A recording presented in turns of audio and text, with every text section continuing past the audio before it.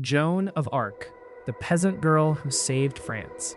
She was a teenager who couldn't read or write, yet she led armies, reversed the tide of a century-long war, and was burned at the stake, only to be canonized as a saint centuries later. Joan of Arc, Jeanne d'Arc, is one of history's most remarkable figures, a blend of fierce warrior, devout mystic, and national martyr. Born in the midst of the Hundred Years' War, Joan's story is a compelling mix of faith, courage, and tragedy. 1. Early life. The mystic of Domremy.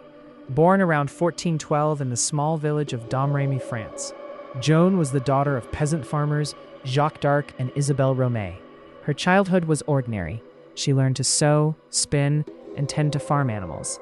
But her inner life was intensely spiritual, characterized by her piety and devotion.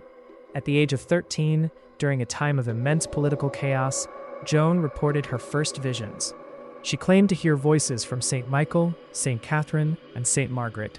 Initially, these voices offered simple spiritual guidance.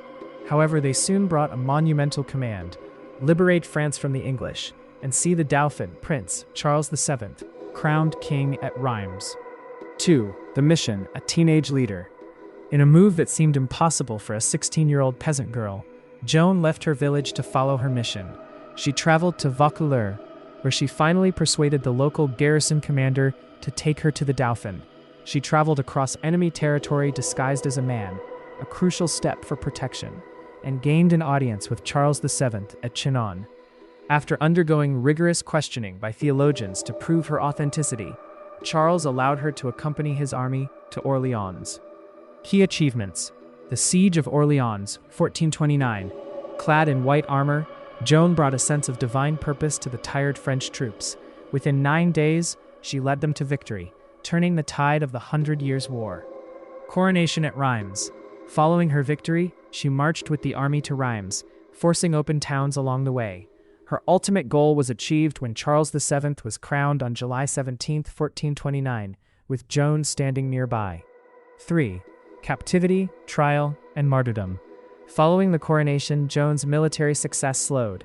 In May 1430, while defending the city of Compiègne, she was captured by Burgundian forces, who were aligned with the English. Sold to the English, she was put on trial in Rouen on charges of heresy, cross-dressing, wearing male armor, and claiming direct communion with God. The trial was heavily political and biased, with Joan denied legal counsel, yet she defended herself with immense wit and courage. When asked if she was in God's grace, she famously replied, "If I am not, may God put me there, and if I am, may God so keep me." Despite her defense, she was found guilty. On May 30th, 1431, at age 19, Joan was burned at the stake in the marketplace of Rouen. Witnesses reported her calling out the name of Jesus until the end. 4. Rehabilitation and legacy.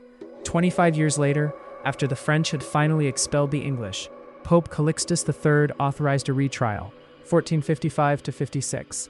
The original conviction was overturned and she was declared a martyr. In 1920, Joan was canonized as a saint by Pope Benedict XV. Today, she is remembered as a national heroine, a symbol of French freedom and independence, a military icon, a brilliant, intuitive leader who defied the gender norms of her time, a saint of the persecuted because of her unfair trial and imprisonment. Joan of Arc's life teaches us the power of faith and the impact that one dedicated individual can have on history.